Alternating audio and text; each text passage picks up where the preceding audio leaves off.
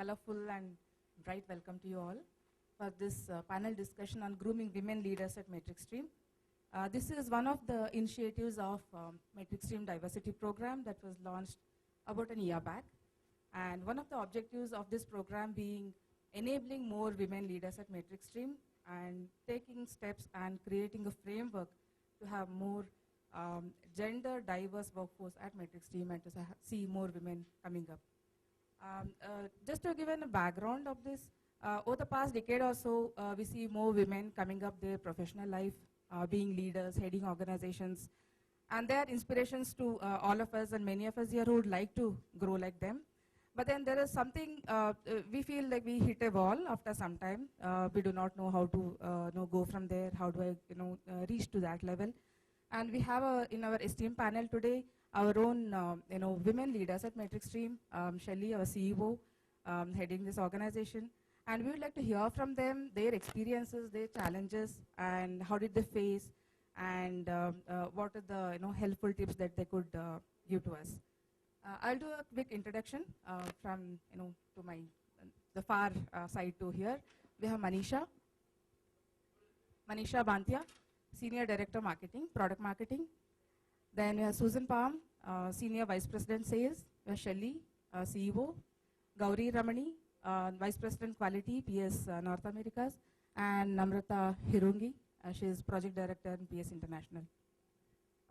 We'll get started.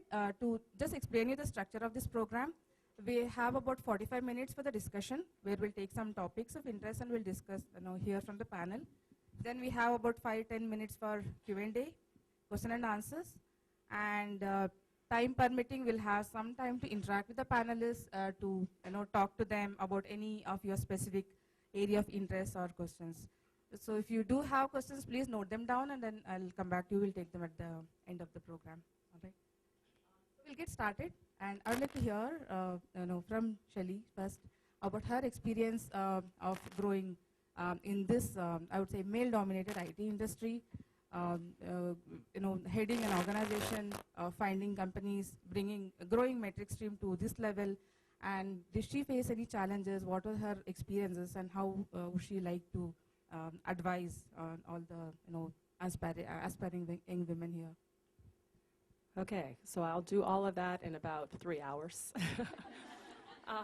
Let me actually first apologize. I have a cold. You can probably hear it a little bit in my head, so I'm all wrapped up here as I'm trying to fight all that. So excuse my voice, and if I cough a little bit, I just wanted to explain why.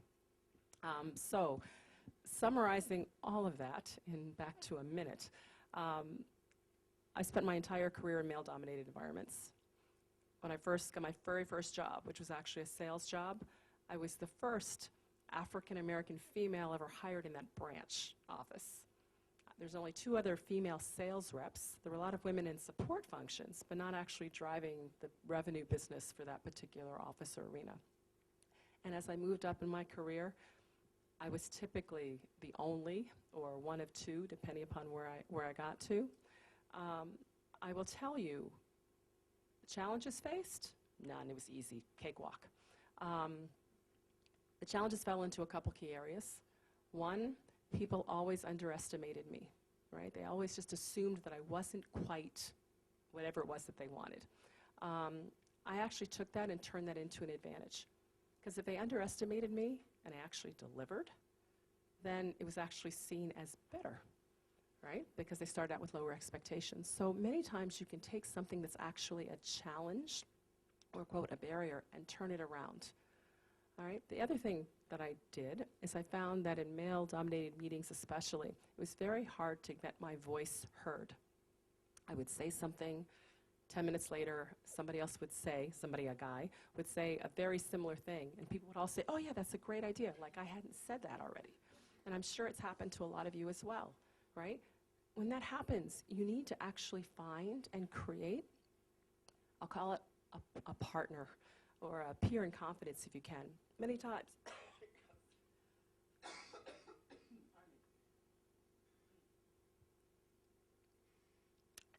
times, there are coworkers that you have a relationship with. Make them aware of what's happening so they can help you. when you say something, they can reinforce it. The other thing, I'm gonna lose it. I gotta stop for a minute. I'll pick up the thought on that, Shelley.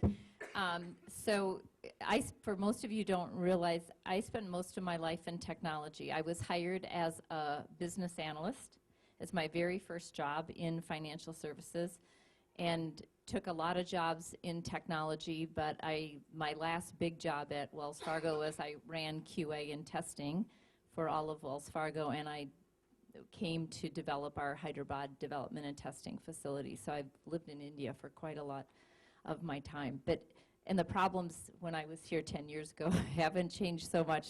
There are some things that are better. The fact that there are this many women in this room is really impressive, because at Wells we had about 4, I think, 10 years ago in Hyderabad.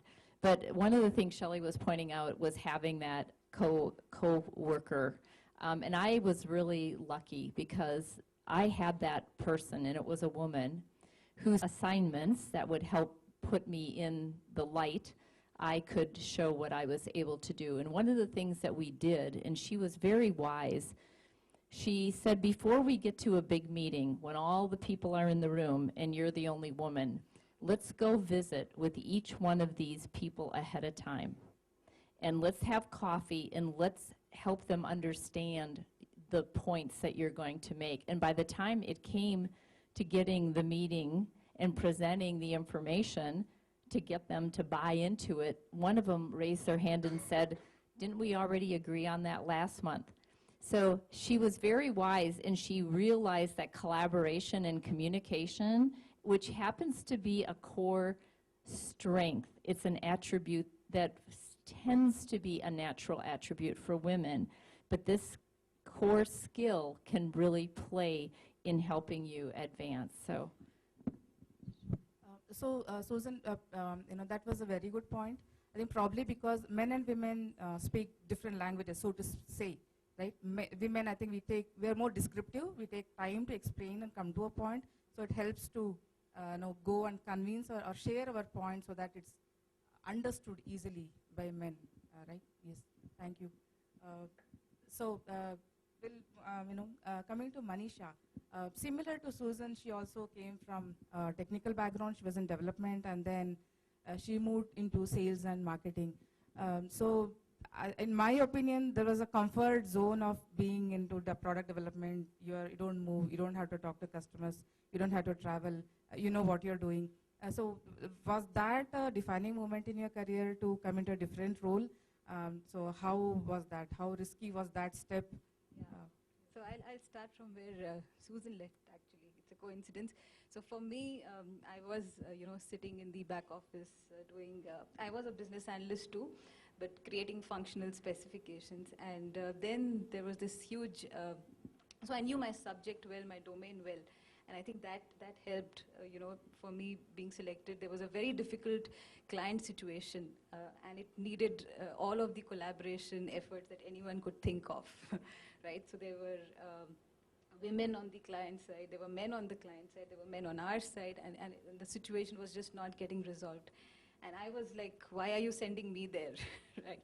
So they just said, we need somebody who can just, get things working there and there. So that's when I realized that the difference that women bring in is the collaboration, is the whole networking, is the connects, is the compassion, is the passionate part of women, which helps close issues that arise or handle crisis, right? So that's how I stepped into that role, Yamuna, and thereafter I realized that there's nothing to sit back and just be the back office person. There's much more that you can learn, when you're out, and it's okay. You can handle it.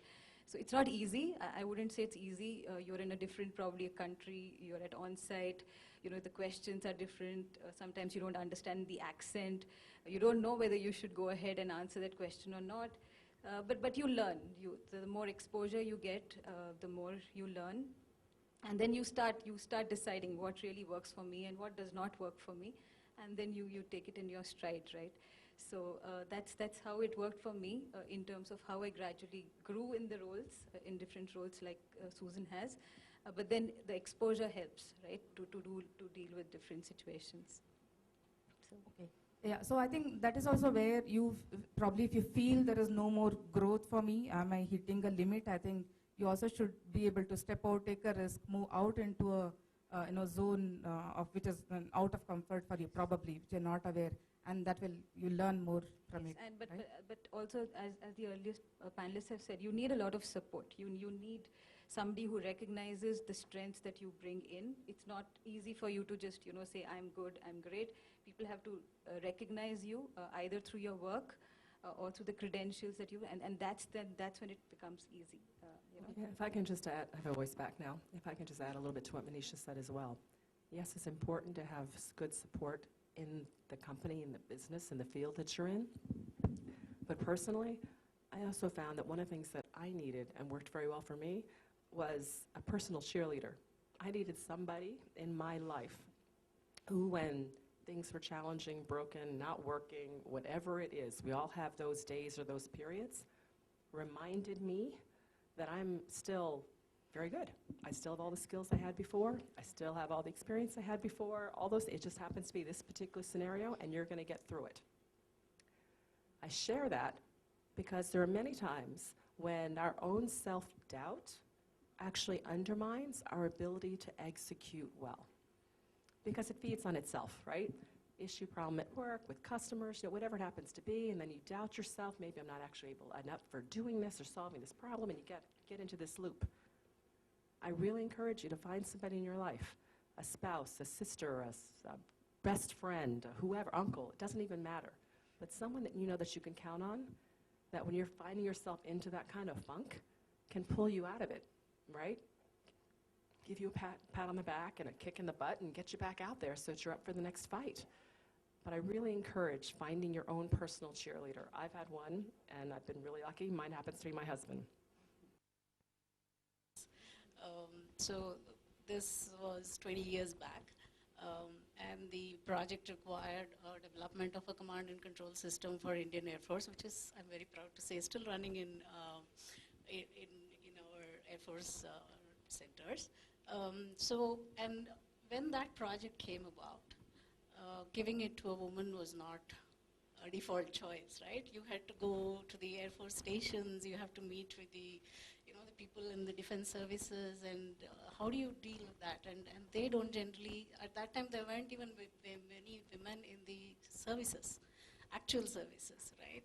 But I had a personal cheerleader who was basically an ex-Air Force person who was a project consultant, and he said, no, she's fit for the job, and she has the capability to do it, and let me put her in front of the customer, and we'll deal with whatever happens. So that project ran for 2 years, and he was there to support me throughout that whole 2 years, and I visited pretty much all the Air Force stations in India, met with all those dashing Air Force guys. That was the perk. Yeah. I was about to say that, yes. But I mean, when I look back, if I didn't get that support, I'm sure I would not have the confidence to have taken on the next challenge. And that's very, very important.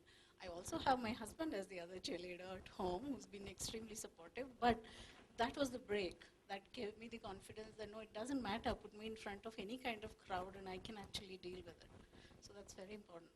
So one is you need to be good at your work, you need to be trusted, you need to know, you need to build relationships, you need to have a support, and we also need to have some leadership qualities, right? So what are those that distinguish a manager from a leader? Again, it's a very broad topic. I'm saying there would have been something in you that would have made this person trust in you and then say, okay, Gauri is fit for this job. So one is two questions on this. One is, what are the specific leadership qualities and how do I break out of my managerial role? And secondly, is there any difference in the leadership qualities expected between men and women? Do you need to have something more? For me, I've been a risk taker in life. I guess that was the biggest thing.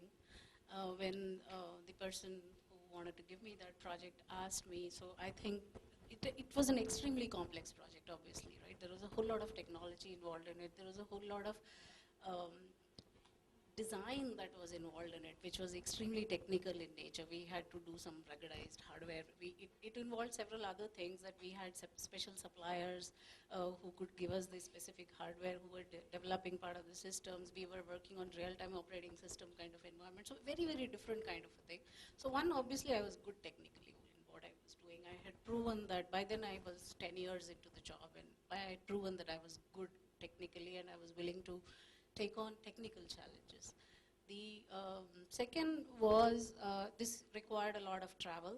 By then I was married, I had a young son.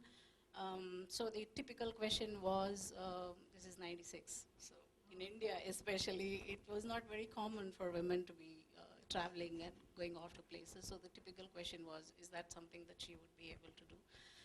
And will she be able to manage? Will she walk away in between? She have the perseverance to see it through. So that's again something that I had demonstrated in my previous assignments. The third was the risk taking. Essentially, I was okay to say that, yeah, okay, give it to me, I will. It's an opportunity for me to prove myself, and I would like to take it up rather than hesitating and self-hesitation as to can I do it or can I not do it. I've generally been a risk taker, so that helped, I guess.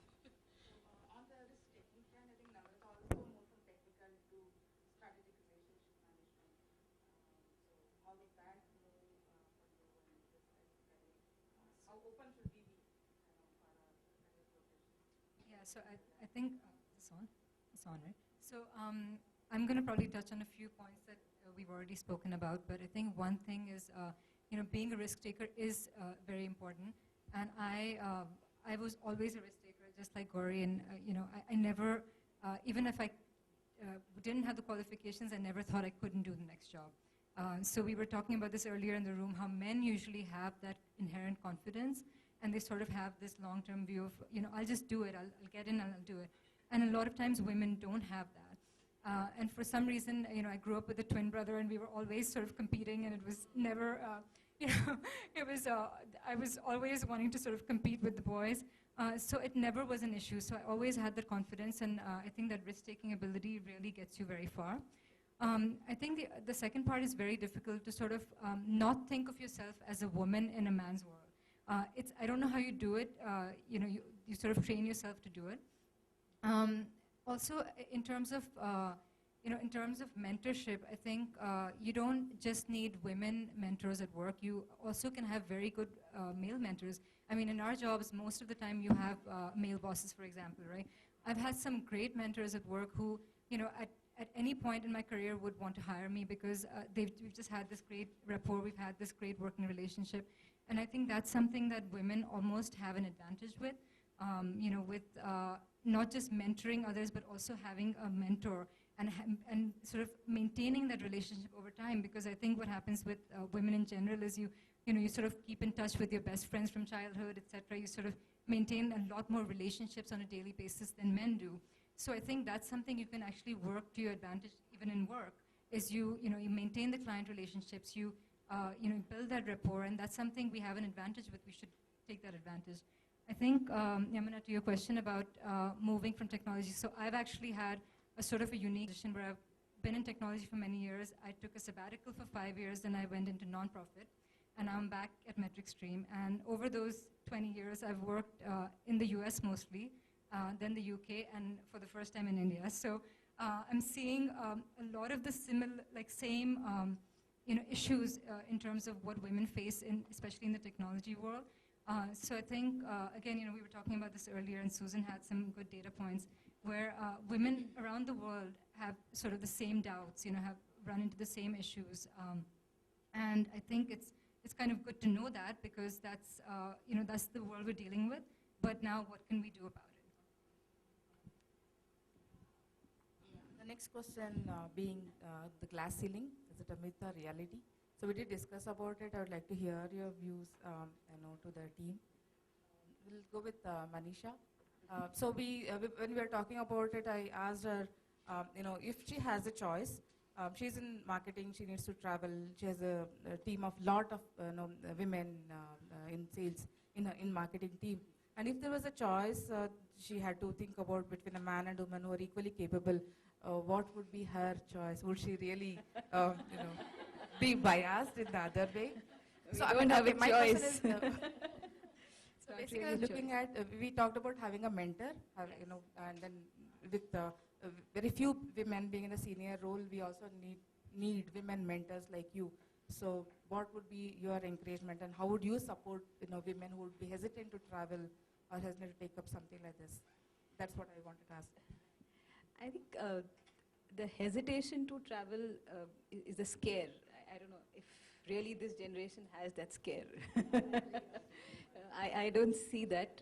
But the question is really, how do I, like Stephanie here has left her child for 10 days and has come here, right? So it's about that, I think. It's not the scare, unless there are people here who think it's also a worry of how do I meet clients, or what do I do at an event? How do I handle a question? If that is still there, I don't see it so much in this generation today. But it is about getting your family support, having a support system around you, your friends.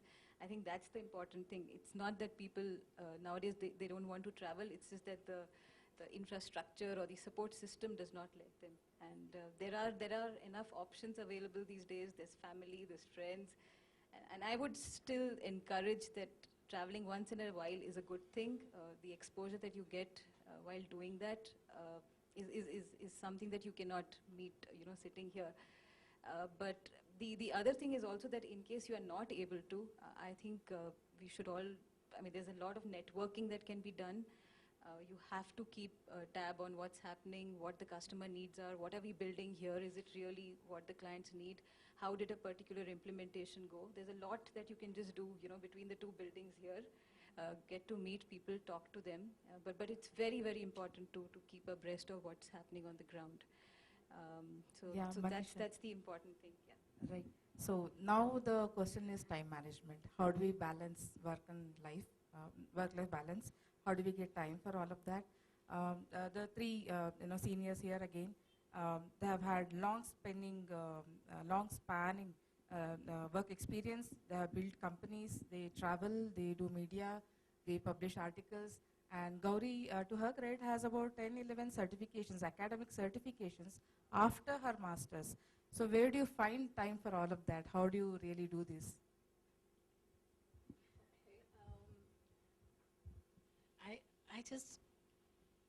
So I guess I just like to learn new things. And I've had breaks. I basically am a master in physics, and you talked about being the only woman in a lot of environments. When I studied physics, this was not a woman's subject in India. So there were 3 girls in a class of 60. But we had lots of fun. We had all the attention, right, from the other 57 guys.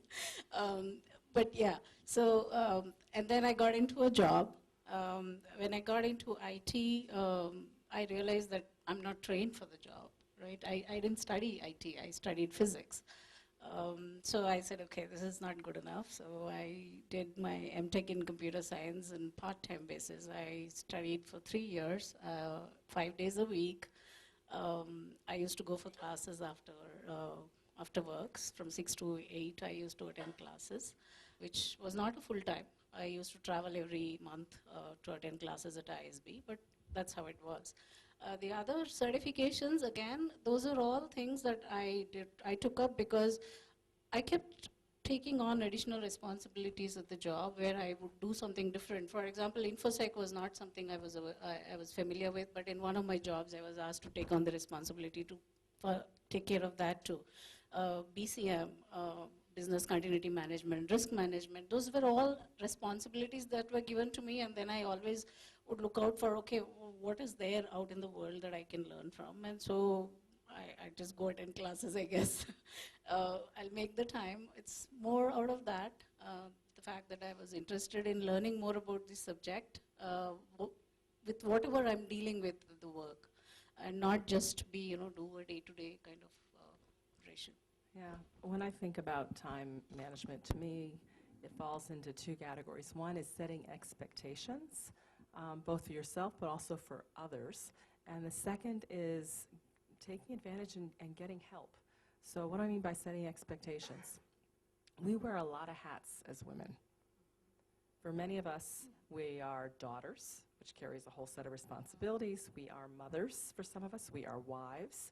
We happen to be business women, whatever that business hat is that we are. And we may even wear a hat that's in the community, whether we're involved in our church or a temple or whatever. So we wear all these hats.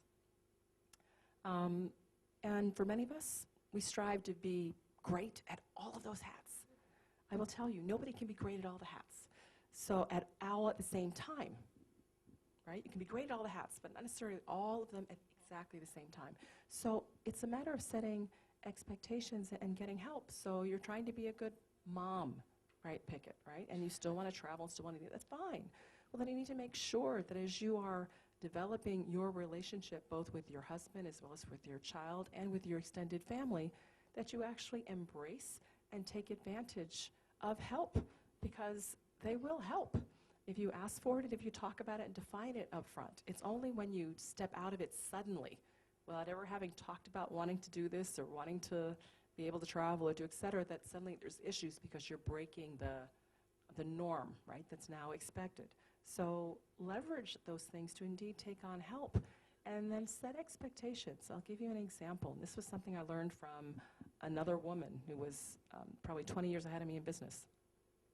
You can set expectations with your kids. Your kids are involved in programs probably, right?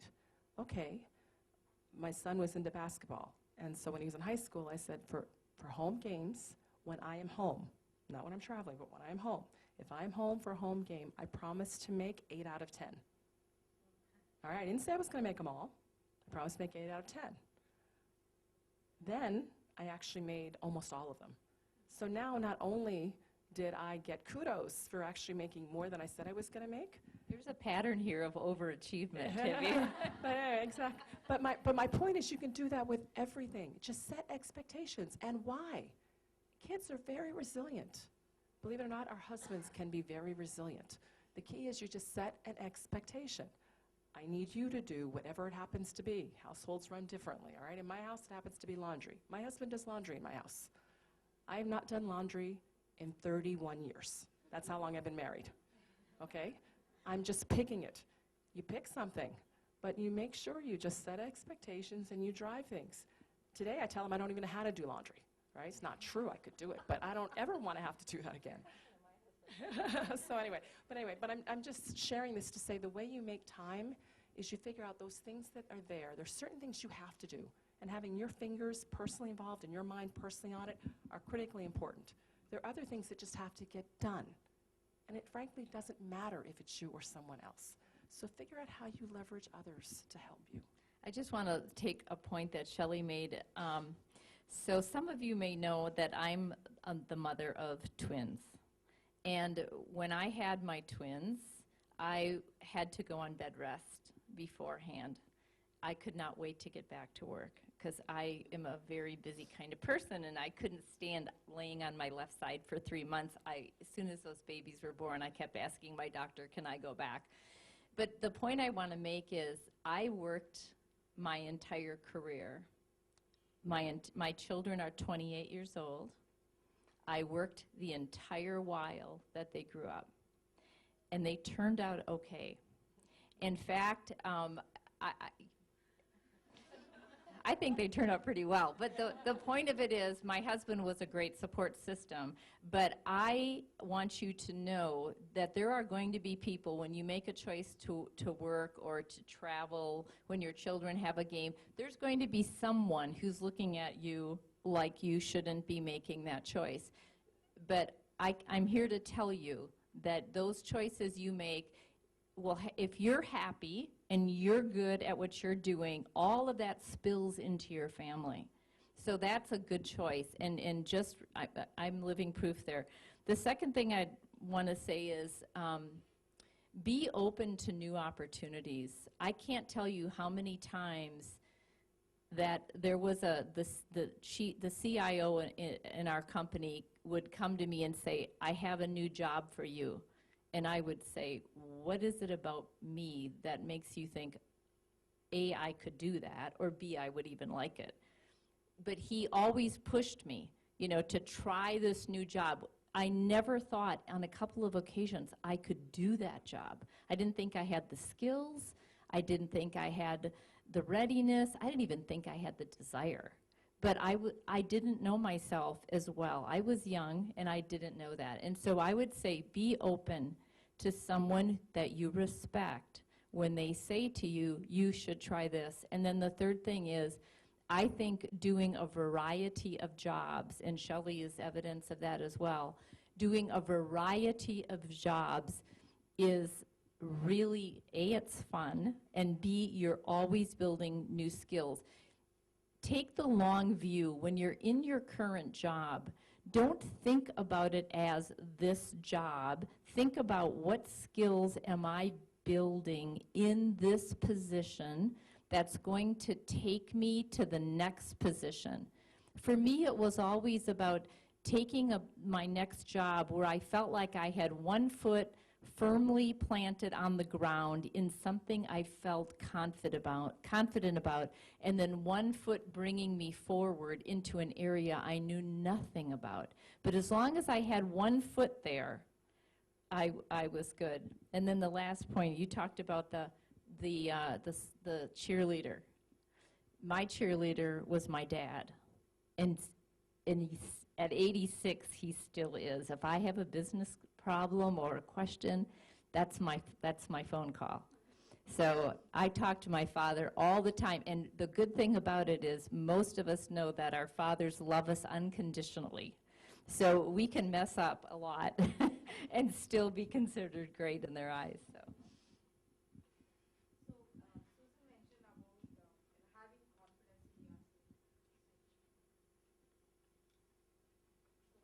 About having confidence in yourself. Your supervisor trusted you while you had doubts about yourself.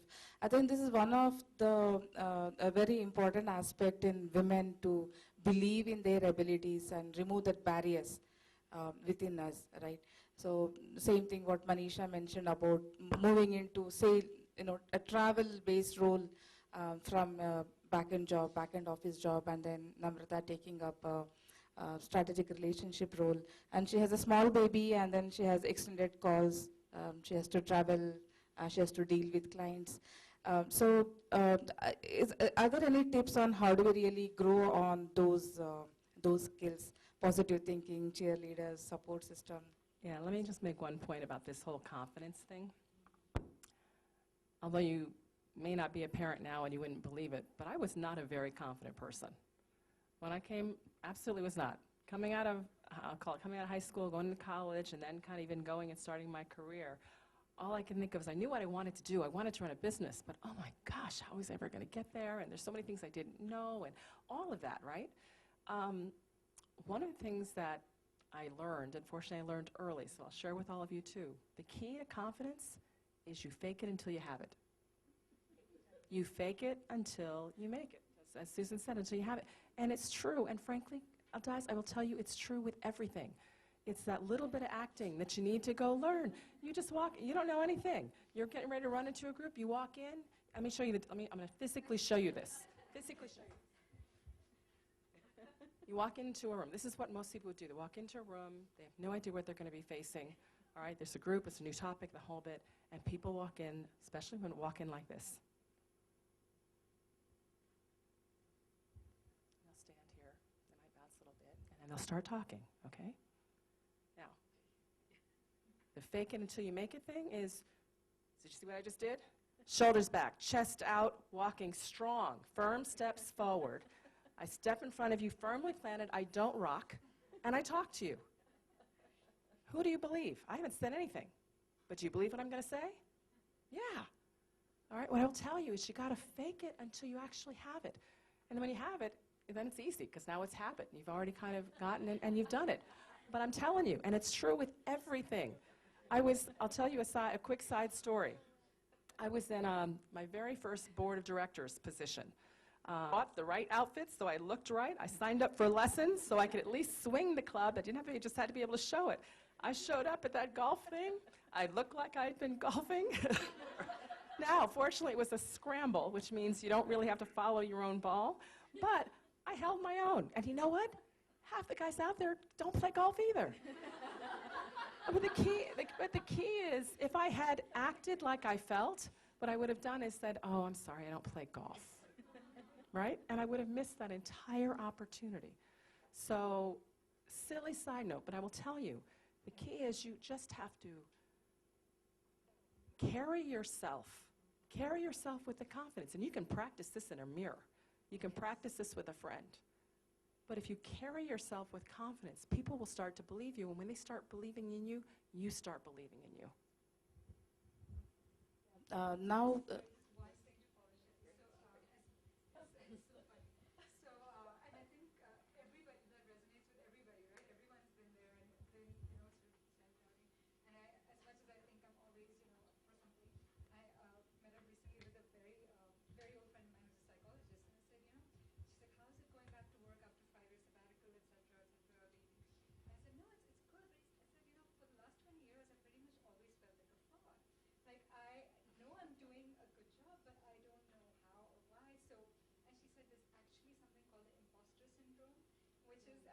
almost everyone who's sort of an achiever, looking to achieve, has this, and it's not just women, it's men too, where you feel like an imposter because you don't think you can actually do it, or you don't know how you're doing it. So, now, Shelley, you have recently written an article about 3 questions every organization should ask itself about its diversity, right? So many of you must have read it. Just for your reference, so there is an article that Shelley has written about about organizations preparing for diversity. Okay, the first one being how diverse is the organization, including at the leadership level? What's the organization doing to hire more diverse workforce? It could be religion, ethnic, gender, any diverse workforce. And then what are the programs that organizations have to sustain it? So now, coming to Metricstream, we did launch the diversity program about a year back, and we're just taking our initial steps into that. So what do you see over the next couple of months, and then how do we see this growing? I actually kicked off, and some of you in the room here were actually at that kickoff that we did. One of the things I did at that kickoff meeting, for those of you that were there will remember, it wasn't just women. The leadership team guys were there too. You guys remember this? And what did I do? I made them sit against the wall. And I made all the women squeeze and get around the table, right? I talked about the importance of sitting at the table and not at the wall. And I asked the guys, how do you feel? Dear, you were there. How do you feel sitting against the wall? And they were like, we feel kind of strange. All right? Now, I share that story because you are all part of the diversity program, right? At least those of you that want to be part of it. This program will be what you make it. What I've done and what leadership has done is said, this is important, we are going to do this. We want to improve the diversity of the organization, specifically as it relates to women. We have 26% women in Metricstream in India. That's actually above average in tech companies. So we should feel good about that, which I do. But we don't have nearly the number of women that we need in leadership. And frankly, I've never wanted to be average in my life. So I'm not happy with 26%. I think we ought to be striving for more. There's no reason why we can't figure out over the next 10 years how we get to 40% women in this organization, right? So what should you expect going forward? What you expect is forums, the ability to pull together, determine what we need. The team has been testing out different things over the last 8 months. So I know we've had outside speakers. I know we've had some programs. But we need to put a framework in place that, as Susan likes to always point out and remind us, that actually sets goals. What are we trying to achieve with this set of programs that we do? And then what are we going to do to actually achieve these particular goals? But frankly, I don't want to dictate what we do. I really want you guys, because you have a better sense of what you think you need. You have a better sense of what's available and kind of what's out there. We are here to support you, right? To enable some of the things that we can do, right, that are within our ability to go and execute. But really want this to be a bottoms-up type of program. So today I would tell you what we have is an initiative. We've got a framework for an initiative. What I'd like to have in the next 2 to 3 months is an actual program. And that program would be something that we'd set a set of goals, and then we put in place the pillars of activities with ownership on what we're going to do around this. But you have absolutely my full support. You have Gunjan's full support in terms of driving, right, in this particular area, which is why we're all taking the time right now to actually sit down and have a conversation. Yeah. So now we have Manisha, Gauri, and Namrata also joining the India Diversity Program core team, and then we will roll out more programs. So Manisha is looking into some activities, and then. Just to add one point that Shelley made, you really have the ability to create the story, not just for the women, but broader for Metricstream. So if you think about some of the things we talked about today, like, job rotation, trying new positions, the whole core of a program that could be started with you and then expanded to the company. Think about how empowering that is you're thinking about things that are important to you that also would be important to the entire organization, but you can be the groundswell to start to create the framework for that, measuring the things that we're talking about. Take the lead. I think it's almost time. We'll have some question and answers. Are there any questions?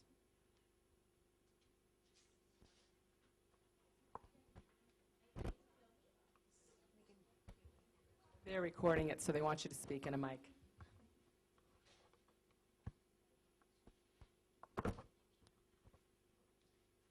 By the question. So regarding the agenda we have for today about the challenges we face or how do we grow in our career. So something that I observe is, maybe the youngest with respect to the experience here is just 11 years. The past 11 years that I've seen, I don't see much of a difference between how the challenges faced by a male colleague and a female colleague. I feel you want to grow, you will grow. It's in you. I don't see the the partiality, or there's a challenge there with respect to gender. That's wonderful to hear. Yeah, but there's always a rotten apple in a basket. I have faced it. I'm not saying it's not been there, but it's in me to whether I want to take it or not. For example, before I came to Metricstream, I had attended another interview. The reason I rejected it was one of the top organizations in Bangalore, because the lady who actually interviewed me asked me if I'm going to have a baby that year. And I felt that was very offensive because it was not her decision. I felt it was a very inappropriate question to ask. Based on that, she would take a decision to hire me or not. So it was my decision whether to join there or not. So obviously there are going to be people who are going to judge you based on your gender, but then it's also in me how I take it forward. When I see it that way, the question that I have is, there are challenges for us where people want to give us, I would say, extra lenience because we are women, and I don't want that. I want gender equality, not to be treated special because I'm a woman. I want to be treated as par with Dheeraj, not special because I'm a woman. So, the most famous quote, the feminism, which most people don't understand, that's equality. It's not extra special privilege you get as a woman. So I want to be treated equal. So how do we make our male colleagues treat us equal and not treat us special? That's my question. I had that same question today on the Delhi odd-even rule. So in Delhi, there is a rule now that there are odd-numbered cars and even-numbered cars, right? And there's a special rule for women.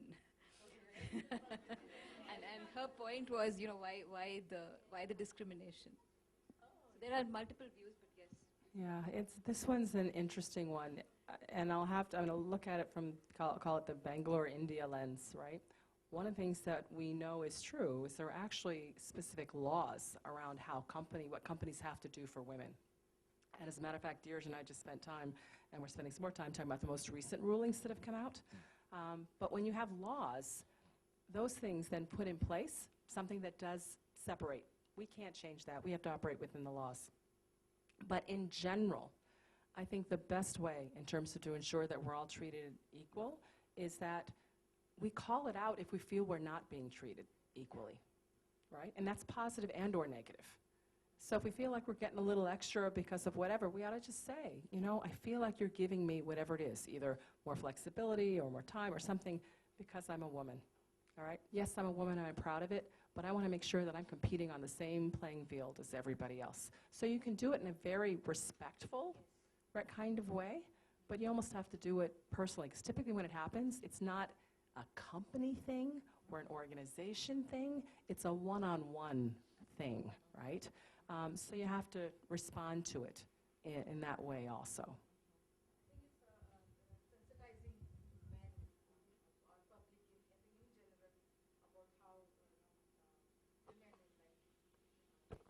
So because when we come to work like a skilled person. We don't come like a woman or a mother or with our femininity and all that, right?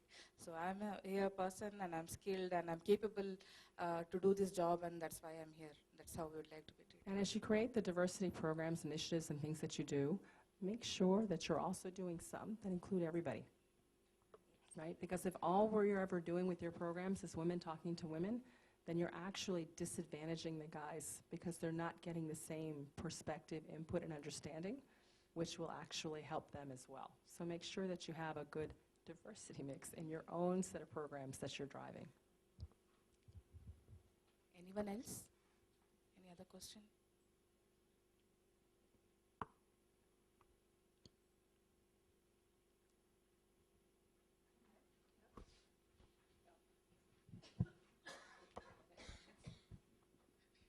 Right? The general belief is that women can't advance to certain roles or certain positions, basically. We just spoke about that. But this perception is not right. This is just a myth. We all know about it. We have examples here. So how do we basically... Part of it is seeing that, number one, it can be done.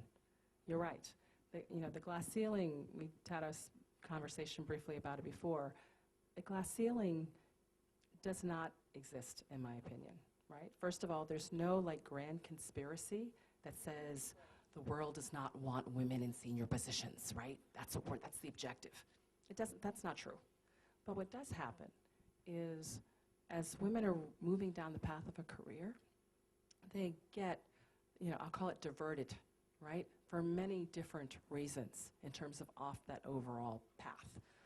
And those reasons can have to do with either personal, they decide to step out, they get rooted away from maybe their core area and aren't encouraged to move forward in terms of management leadership, but into other areas. There are a lot of different reasons why that happens.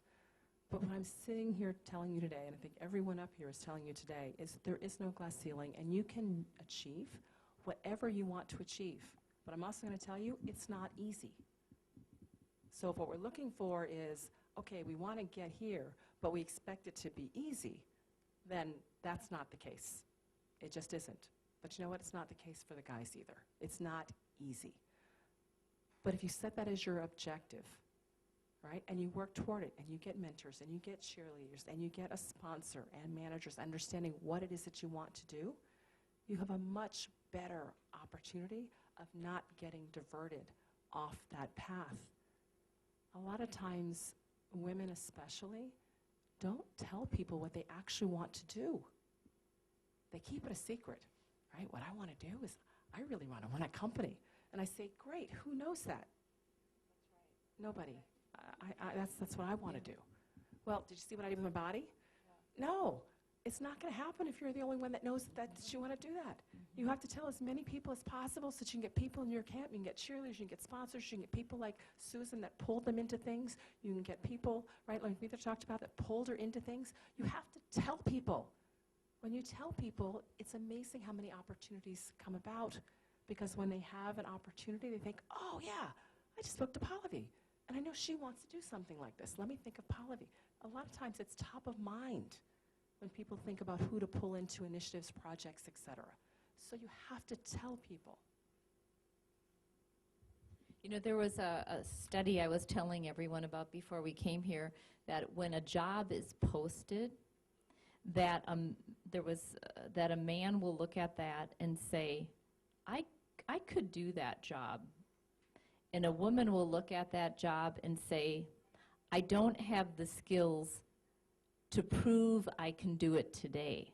So women have their own bias where they want to be fully competent, and maybe that means fully comfortable, maybe it means fully, confident to do the job versus aspirationally believing that they can do the job. And that's why the point I was making earlier about skills and kind of inventorying skills and thinking about what that job is that you want, that aspirational position, and then that idea of having one foot solid in something you know and one foot taking you forward.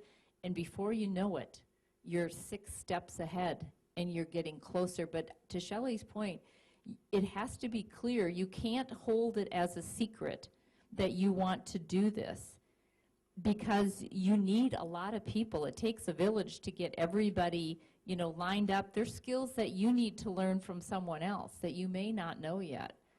So that's why I agree. You have to vocalize it. And then if you find that there will always be bias in every company. There will be an individual perhaps who, has a view about something, but you can't let that hold you back. Stand your ground, fight for it. I think we are almost time. Maybe we can just take this question. I just had more of an observation or comment.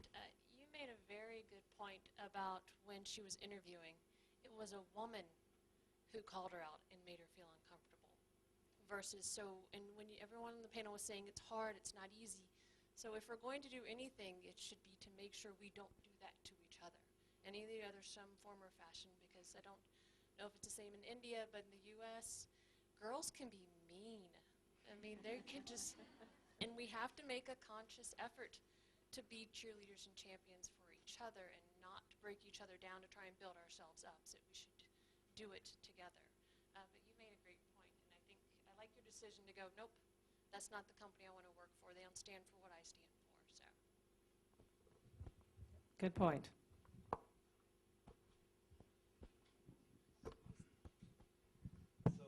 So I think it's been very, very enlightening, and it does take some courage to be the single person here, adding to the diversity. But I must tell you why I'm here, and why I'm along with the team, very, very keen to promote this. In my entire career, one of my best hiring managers have been women, and I've learned immensely out of those people. 2 things that I have seen. They are great listeners, and when I was interviewed, or even some of the best leaders that I have worked in the past, having great listeners. I think that's one trait that you all have as leaders, as women leaders. The second aspect is the element of empathy. And I've always been able to openly discuss few things with my women managers and leaders than with my male managers and leaders, right? So that's a very, very high quality input in terms of how you can actually see the positive trait that you all as women leaders bring into the table.